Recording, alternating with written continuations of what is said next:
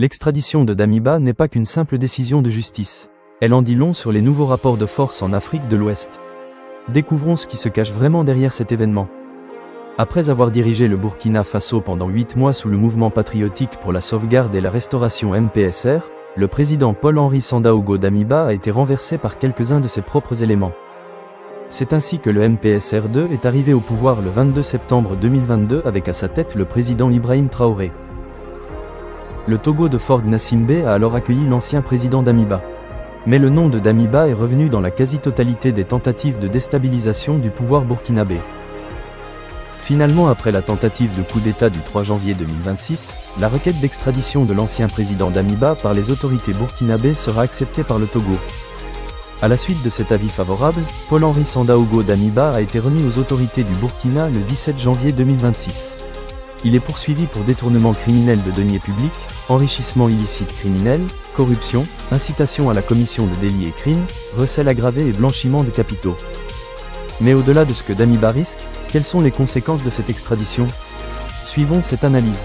En attendant, quelles leçons on peut tirer d'abord pour les exilés de cette extradition?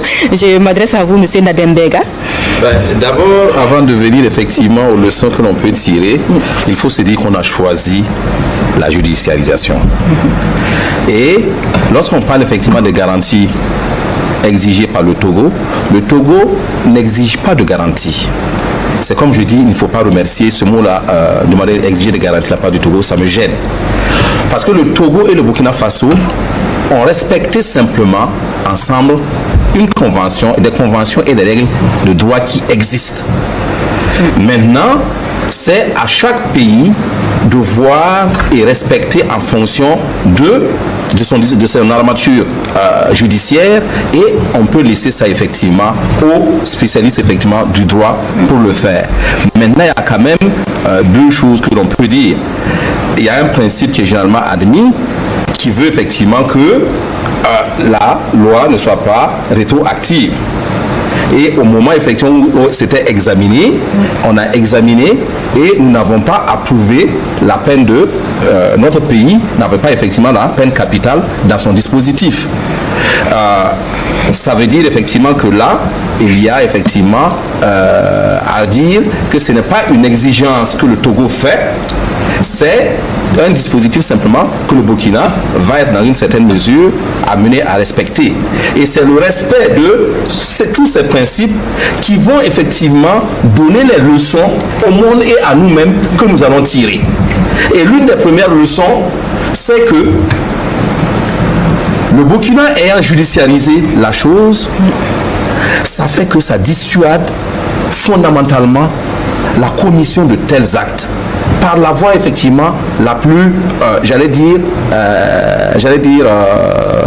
juridique, n'est-ce pas? Parce qu'aujourd'hui, où que tu sois, tu sais effectivement qu'on peut aller te chercher et qu'il y a le dispositif qui permet juridique qui permet effectivement d'aller te chercher.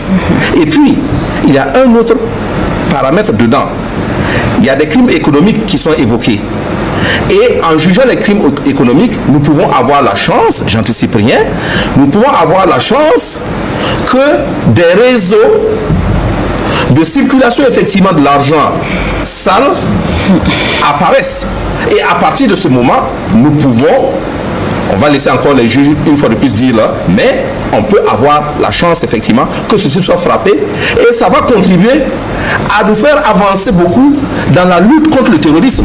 Parce que ce que nous souhaitons aujourd'hui, c'est effectivement avancer dans la lutte contre le terrorisme et avoir rapidement effectivement la paix et recouvrer effectivement l'entièreté de notre territoire. L'autre effectivement leçon que l'on tire, c'est la fin de l'impunité.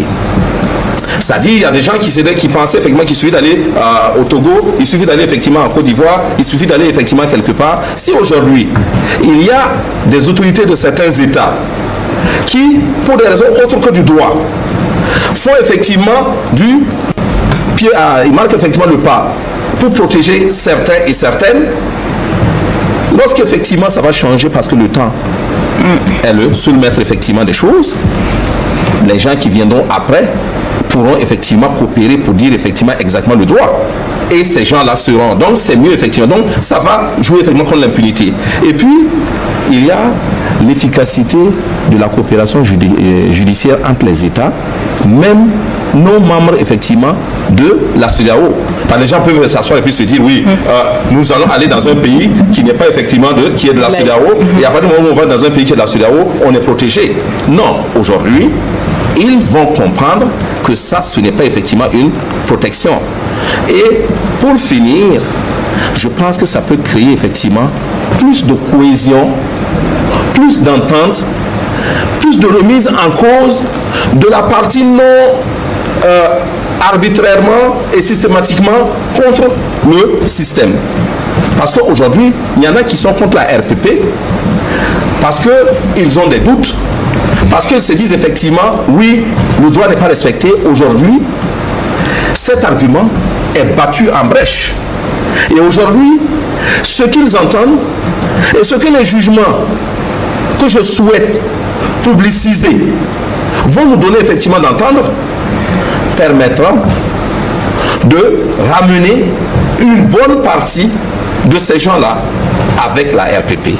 Et je pense que c'est ça c'est l'ensemble de ces leçons-là qui vont aider ce pays-là, aux citoyens, de mieux s'entendre, de mieux se comprendre, de comprendre qu'en fait, quand on dit Damiba, c'est pas juste des mots. C'est effectivement, comme l'a dit le docteur Mébié tout de suite, quelqu'un qui n'avait aucun plan pour ce pays. Quelqu'un qui n'attaquait pas seulement le président, quelqu'un qui n'attaquait pas seulement le MPSR, mais écoutez effectivement ce qui a été dit en attendant. Au-delà de l'avis des analystes, on peut dire que Damiba va certainement faire face à un procès. Cela soulève des enjeux sur l'équité, la transparence et le respect des droits de la défense. Le Burkina Faso va devoir montrer qu'il respecte la voie légale et renforcer ainsi sa coopération judiciaire régionale avec le Togo notamment. Cette extradition relance la discussion sur les responsabilités, les fautes passées et ce que le peuple attend de ses dirigeants. Elle peut également polariser l'opinion publique entre ceux qui soutiennent la procédure et ceux qui la contestent. Le Togo a accepté l'extradition, ce qui peut influencer la politique régionale d'asile ou de refuge pour les anciens leaders en exil. Cela change le rapport de force en Afrique de l'Ouest. Impact sur les relations avec les partenaires internationaux. Selon la façon dont le procès sera mené, le Burkina Faso peut gagner en crédibilité ou soulever des critiques sur l'état de droit. Par ailleurs, si l'affaire est bien gérée, elle peut renforcer la stabilité. En cas de tension, le risque de troubles sociaux, politiques existe. L'opinion publique et les ONG observeront de près si le procès de Damiba respecte les procédures équitables. Et vous, que pensez-vous de cette extradition ? Votre avis nous intéresse beaucoup. N'oubliez pas de vous abonner.